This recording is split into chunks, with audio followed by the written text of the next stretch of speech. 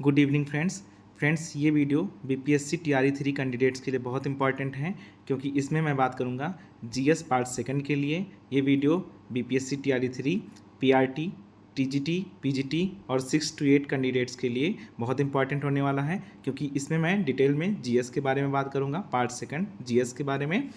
क्योंकि आप लोगों के लगातार मैसेज आ रहे थे कि सर डिटेल में एक बार जीएस का बता दीजिए स्ट्रेटजी और सोर्स कि कैसे क्या करें कि मेरे अच्छे मार्क्स आ जाएं। तो दोस्तों आप लोगों को मैं बता दूं, मैं एक पहले वीडियो बनाया था जीएस स्ट्रेटजी के नाम से, बट उसमें ये था कि समय कम था, आपका एग्ज़ाम होने वाला था। लेकिन अभी फ़िलहाल में जो न्यूज़ आई है या जो नोटिफिकेशन आया है बीपीएससी की तरफ से, उसमें है कि आपका एग्ज़ाम थोड़ा डिले हो गया है और अब एग्ज़ाम की जो नई डेट है वो 19 जुलाई से लेकर 22 जुलाई के बीच में संभावित है। आप लोग ये वाला नोटिफिकेशन देखे होंगे, आप लोगों को पता है। तो अब हम लोगों को रणनीति थोड़ा चेंज करना होगा। अब समय है कि हम लोग कुछ चीज़ें डिटेल्स में पढ़ लें। मैं आप लोगों को बताऊंगा कि डिटेल्स में कैसे कैसे कहाँ से कवर करें चीज़ें, और मैं आप लोगों के लिए क्या कर रहा हूँ उसके बारे में भी बताऊँगा। आप लोग कहाँ से जो है क्या पीडीएफ आपको मिलेगा, क्या इंपॉर्टेंट पिक्स मिलेगी, क्या क्विज कराऊंगा, वो सारा डिटेल्स मैं आप लोगों को बता दूंगा इस सारे वीडियो में। आप लोग अंत तक जरूर जुड़े रहिए। मैं आपको पेपर भी दिखाऊंगा कि आप लोगों को एग्जैक्टली क्वेश्चन कहाँ से मिलेंगे। तो आप लोग वीडियो को लास्ट तक ज़रूर देखिएगा, लाइक और कमेंट ज़रूर कीजिएगा ताकि आपका हमको फीडबैक मिल सके और हम जो है आगे वीडियो में बढ़ रहे हैं।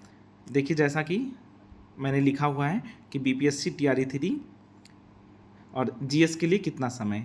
तो पहले आप लोग देख लीजिए आपका एग्ज़ाम डेट कब है, 19 जुलाई से लेकर 22 जुलाई 2024 तक, और अभी डेट कितना है, 12 जून है। इसका मतलब आप लोगों के पास अभी लगभग मानकर चलिए कि 35 दिन से ऊपर ही है, 35 और 40 दिन के बीच में आपका समय है।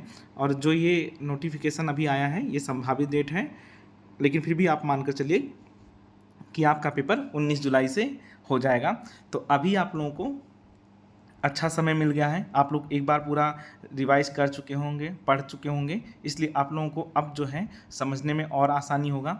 आप लोगों को और क्या क्या चीज़ें अब करनी चाहिए उसके बारे में डिटेल्स में बात करेंगे, क्योंकि मैंने जो चीज़ें किया था मैं वही आपको बताऊंगा। और मेरे सब्जेक्ट में 90+ थे, आप लोगों के भी उतने ही रहेंगे। आप लोग मुझसे जुड़िए, मैं पूरी कोशिश कर रहा हूँ आप लोगों के लिए, पूरा डेडिकेट हूँ कि जो है आप लोगों का अच्छा पेपर हो जाए, लगातार उसके लिए कोशिश कर रहा हूँ। तो देखिए अभी आप लोगों के पास 35 से 40 दिन के बीच में है। आप लोग जीएस सेक्शन के लिए कम से कम जो है 2 से 3 घंटे ज़रूर निकालिए, कम से कम 2 से 3 घंटे ज़रूर निकालिए, और एक एक टॉपिक को आप कवर करते हुए चलिए। मैं टॉपिक आपको दिखा रहा हूँ और बाकी आधा घंटा मैं रोज़ का क्विज कराऊंगा, टेलीग्राम ग्रुप पर कराऊंगा या फिर एक वीडियो बनाकर कराऊंगा। आप वो आधा घंटा मेरे लिए ज़रूर निकाल कर रखिएगा। मैं आपको सब्जेक्ट वाइज सब्जेक्ट कराऊंगा, कंप्लीट कराऊंगा, वो मेरी जिम्मेदारी है। बट आप लोग अभी के लिए मान कर चलिए कि कम से कम 2 से 3 घंटे, ज़्यादा हो जाए तो बहुत अच्छी बात है, लेकिन कम से कम 2 से 3 घंटे आप लोग जीएस के लिए ज़रूर निकालिए। अलग से एक शेड्यूल अपना बना लीजिए। अगर आपको शेड्यूल बनाने में प्रॉब्लम हो रही हो तो आप लोग कमेंट कीजिएगा, मैं शेड्यूल भी बनाकर आप लोगों को दे दूँगा कि कैसे क्या चीज़ें पढ़ें कि आप लोग बोर भी नहीं हो उससे और आपका टॉपिक कवर भी हो जाए। तो देखिए जीएस पार्ट सेकंड के लिए डिटेल्स में क्या क्या चीज़ें पढ़ना है, कहाँ से पढ़ना है, वो सारा चीज़ मैं आपको बता रहा हूँ। सबसे पहले नंबर पर है इतिहास। इतिहास में भी क्या आएगा, आधुनिक इतिहास। तो आधुनिक इतिहास कहाँ से माना जा रहा है कि यूरोपियों का भारत में आगमन और वहाँ से लेकर 1947 तक, यानी कि भारत की आज़ादी तक का आधुनिक इतिहास माना जा रहा है। तो आप लोग या तो एक काम करिए, अगर आप लोगों के पास समय है तो एनसीईआरटी 12th वाला और 8 वाले का पढ़कर कुछ फैक्ट निकाल लीजिए इंपॉर्टेंट, जैसे इंपॉर्टेंट सन हो गया, इंपॉर्टेंट व्यक्तित्व हो गया, उसके बारे में कुछ निकाल लीजिए। जो भी फैक्ट आपको मिल रहा है उससे निकाल लीजिए। 1857 की क्रांति से क्वेश्चन आपका आना ही आना है।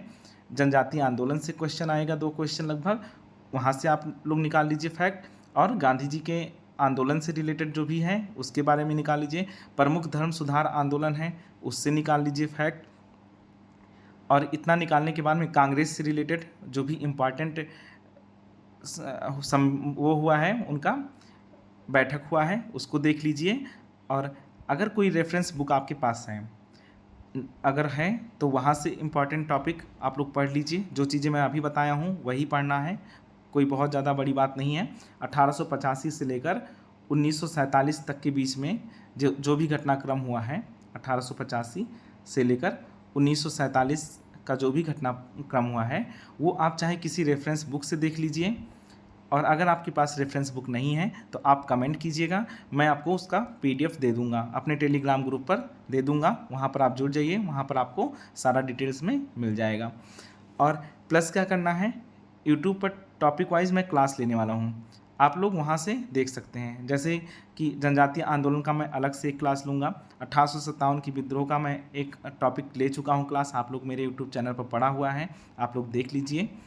और ऐसे करके भारतीय राष्ट्रीय कांग्रेस से रिलेटेड एक क्लास लूँगा, जो भी क्रांतिकारी आंदोलन हुए हैं उससे लूँगा। तो सारी चीज़ें मैं यूट्यूब पर भी कवर कराऊँगा, लेकिन आप लोग अपनी सुविधा के लिए एक बार बुक भी देख लीजिएगा, जो जो टॉपिक बताया हूँ वो देख लीजिए, आपका कंप्लीट हो जाएगा। प्लस प्रीवियस ईयर पेपर मैं हमेशा बोलता हूँ आप लोगों से, PYQ आप लोग ज़रूर देखिएगा। ये चाहे BPSC का जो PCS वाला पेपर होता है उसका घटना चक्र ले आइए, वहाँ से देख लीजिए। और TRE पेपर जो हुआ है इतना सारा, उसका जो है प्रीवियस ईयर क्वेश्चन देख लीजिए, आपको टॉपिक पता चल जाएगा, रेंज पता चल जाएगा कि आपको कैसे कहाँ से क्या चीज़ें कवर करनी हैं। तो ये हो गया पहला सेक्शन आपका इतिहास, आधुनिक इतिहास। आपको पता है इसमें 8 क्वेश्चन आपके आएंगे, GS सेक्शन में 8 क्वेश्चन यहाँ से आएगा, 40 का होता है टोटल, और 8 क्वेश्चन आपका यहाँ से कवर हो जाएगा। फिर हम बात करेंगे भूगोल के बारे में। भूगोल के बारे में बहुत क्वेरी आ रही है, आप लोग काफ़ी परेशान भी हैं क्योंकि भूगोल का आपको समझ में नहीं आ रहा कैसे क्या चीज़ें पढ़ें। तो देखिए, सबसे पहले तो आप NCERT 11th क्लास की पढ़ लीजिए खूब अच्छे से। आप 11th वाली NCERT पढ़ेंगे तो आपको लगेगा कि बहुत सारी चीज़ें आपकी कवर हो जाएंगी। और आप कॉपी पेन लेकर ज़रूर बैठें, कम से कम मैं भी आपको दिखा दे रहा हूँ कि आपको कैसे पढ़ना है भूगोल का। और कम से कम उससे ये होगा कि आपको लोकेशन पता चल जाएगा, मैप लेकर बैठेंगे तो लोकेशन पता चल जाएगा, और कॉपी पेन लेकर बैठेंगे तो फैक्ट कुछ पता चल जाएगा। तो NCERT 11th का जो है उसको ज़रूर देख लीजिए, और भारत के भौगोलिक प्रदेश करके है, इसको देख लीजिएगा आप लोग 11th क्लास का। और अगर जो आपके पास नहीं है बुक तो आप कमेंट करके बताइएगा, मैं इसका नोट्स दे दूँगा PDF का टेलीग्राम ग्रुप में, आप लोग वहाँ से देख लीजिएगा, वहाँ से आपको सारी हेल्प हो जाएगी टेलीग्राम ग्रुप पर। मैं टेलीग्राम ग्रुप का कमेंट सेक्शन में लिंक दे दूँगा, आप लोग वहाँ से जुड़ जाइए और कमेंट करके बताइएगा, तो मैं टेलीग्राम ग्रुप पर ज्योग्राफी का नोट्स दे दूँगा।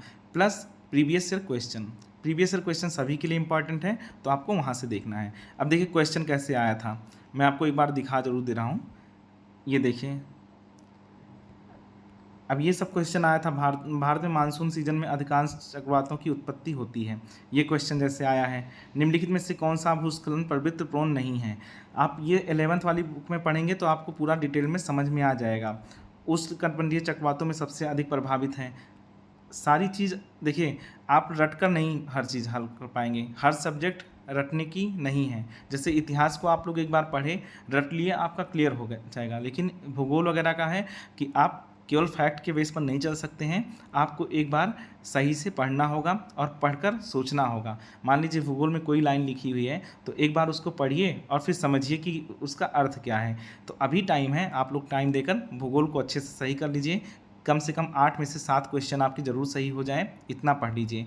निम्नलिखित में से कहाँ अक्टूबर और नवंबर के महीने में भारी वर्षा होती है। अब आप लोग को पता है अक्टूबर और नवंबर में कहाँ भारी बारिश होगी, जहाँ पर ये लौटता हुआ मानसून से बारिश होगा। तो अब ये कॉन्सेप्ट वाली चीज़ है, आप कोरोमंडल तट उसको तभी याद आएगा कि कोरोमंडल तट होगा जब जो भी जानता होगा लोकेशन की, कोरोमंडल तट कहाँ है, कोंकण तट कहाँ है, मालाबार तट कहाँ है। तो इसके लिए क्या है, आप लोग एक बार मैप देखिएगा, और PDF में दे दूंगा, उसमें बहुत अच्छे से डिटेल्स में सब कुछ समझाया है। तो आप लोग बताइएगा, फलों एवं सब्जियों की खेती कहलाती है, इसका इंग्लिश आप लोग देखेंगे तो आप लोगों को समझ में आ जाएगा। हार्टिकल्चर वैसे होता है, देख लीजिएगा। अब जैसे ये वाला क्वेश्चन देखिए आया हुआ है, ये निम्नलिखित श्रेणियों को उत्तर से दक्षिण की ओर क्रम में व्यवस्थित कीजिए। लद्दाख, कराकोरम, पीर पंजाल, जास्कर, ये मैंने कल आपको नोट्स में दिया है, PDF वाले में इंपॉर्टेंट पिक्स जो मैं भेजता हूँ आपको दिया हूँ, और मैंने आपको बताया है कि उत्तर से दक्षिण में इस बार इसका पूछ लिया है, और हो सकता है पूरब से पश्चिम इसको पूछ ले, डाफला, मिरी, अबोर, मिसमी इसका पूछ ले, तो आपको उसके लिए तैयार रहना है। या गारा, खासी, जयंतिया इसका पूछ ले, तो आपको इसके लिए तैयार रहना है। ये इंपॉर्टेंट पिक्स मैं टेलीग्राम ग्रुप पे डाला था, आप लोग वहाँ से देखे होंगे। तो ऐसे ही पढ़ाई करनी है, ताकि जीएस का आपका पूरा सेक्शन कवर हो जाए। भूगोल के लिए इतना ही है कि आपको टॉपिक वाइज अच्छे से कवर करना है और प्लस प्रीवियस ईयर क्वेश्चन देखना है। बीपीएससी का पीसीएस वाला जो प्रीवियस ईयर क्वेश्चन है उसको देखना है। नोट्स मैं पीडीएफ का दे दूंगा टेलीग्राम ग्रुप में। अगर आप लोग कहेंगे और मुझे ज़रूरत पड़ेगी तो मैं कुछ टॉपिक का वीडियो बना दूंगा, आपको समझा दूंगा, इतना कर सकता हूँ। और फिर देखिए करंट अफेयर्स के लिए आप लोग का बहुत क्वेरी आ रहा था कि करंट अफेयर्स में समझ में नहीं आ रहा, कहाँ से पढ़ें, क्या चीज़ें पढ़ें। तो देखिए अगर करंट अफेयर्स आपका पेपर अगर 19 जुलाई से स्टार्ट हो रहा है तो आप 25 जून तक का करंट अफेयर्स कर लीजिए। कौन सी मैगजीन पढ़ें, तो चाहे घटनासार ले लीजिए, घटना चक्र ले लीजिए, दोनों में से कोई भी आया हो तो बहुत अच्छी बात है। अगर नहीं आया है तो क्रॉनिकल की मंथली वाली आती है, अगर उसको पढ़ पाए लेटेस्ट में तो पढ़ लीजिए, नहीं तो मैं जो है अरेंज करूँगा पीडीएफ का और पीडीएफ जो है खोज लूँगा, या कोई भी मैगजीन आप ऐसा देख लीजिए जो 6 महीने का लास्ट का हो, उसको जो है ज़्यादा आपको इम्पॉर्टेंस देना है, क्योंकि जो 6 महीने लास्ट के होते हैं उसमें 70% क्वेश्चन आते हैं। बाकी जो पीछे 6 महीने होता है उसमें से 30% लगभग मान कर चलिए आता है, वो किसी भी एग्ज़ाम में, वो सिर्फ इसी में नहीं मैं बता रहा हूँ, लगभग एग्ज़ाम में आपके लेटेस्ट 6 मंथ के जो होते हैं उसमें से 70% आपका कवर हो जाता है। तो आपको यही काम करना है कि जो है कोई भी मैगजीन मार्केट में आई हो। लेकिन देखिए स्पीडी वगैरह आप लोग बोलते हैं, स्पीडी का बात यह है कि वो वन लाइनर होती है, वन लाइनर आपको नहीं पढ़ना है, क्योंकि एग्ज़ाम में जो है आपके दिमाग में रहेगा नहीं वन लाइनर। तो उसके लिए क्या है, थोड़ा डिटेल्स में अगर जो हो जाता है तो आप उस पर टिक कर लेते हैं और डिटेल्स में रहता है पढ़ा हुआ याद आ जाता है। जैसे देखिए क्वेश्चन आया हुआ है, मैं क्वेश्चन भी आपको दिखाते हुए चल रहा हूँ। ये देखिए, जैसे आयरलैंड के प्रधानमंत्री के रूप में दूसरे कार्यकाल के रूप में चुना गया, तो ये फैक्ट है, बट ये याद कब रहेगा, जब उसके बारे में थोड़ा डिटेल में पढ़े रहेंगे कि किससे हारी थी, क्या हुआ था, तब जो है आपको याद रहेगा। या भारत में आयोजित G20 शिखर सम्मेलन में अफ्रीकी संघ को अस्थायी सदस्य बनाया गया। अब ये आप वन लाइनर करके नहीं याद कर पाएंगे, इसको आपको डिटेल्स में पढ़ना होगा और आपके पास अभी समय है, तो समय का जो है अच्छे से आप सदुपयोग कर लीजिए। फिर जो है एलन मस्क के द्वारा जो ये दिया गया है, ये जो क्वेश्चन आया था, एक्स लोगों की घोषणा से करने पहले 2012 में अपने अंतिम संस्करण में ट्विटर के प्रतिष्ठित वर्ड के निर्माता के रूप में किसे माना जाता है। अब ये जो क्वेश्चन आया है आपको डिटेल्स में अगर जो पढ़े रहेंगे तभी आपके समझ में आएगा, नहीं तो नहीं समझ में आएगा, आप गलत कर जाएंगे क्वेश्चन। ओपेनहाइमर के निर्देशक के बारे में आ गया है। अब ये भी जो है करंट का ही क्वेश्चन है, आपको अच्छे से तैयार रहना चाहिए। राष्ट्रमंडल खेल के बारे में आया है, ये भी जो है आपका खेल से आया है। और करंट अफेयर्स का मैं और तरीका आपको बता रहा हूँ। ये देखिए चंद्रयान के बारे में आया था, चंद्रयान और आदित्य L1 के बारे में TRE 2 में भी आया था, तो आप लोग उसको बेहतर तरीके से देख लीजिएगा।